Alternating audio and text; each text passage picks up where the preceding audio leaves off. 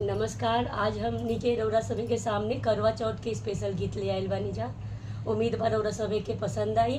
अगर हमार गीत पसंद आई तो लाइक कमेंट सब्सक्राइब करेम जा और बेल आइकन जरूर दबाएम जा और कमेंट करके जरूर बताएम जा कि हमनी के गीत कैसन लागल बा। करवा चौथ के हमनी के तरफ से रउरा सभे के बहुत बहुत शुभकामना, बधाई। Please please like share and subscribe जरूर करिएगा। मंगा मंगा सखी अटल सुहाग, आज करवा मैया से।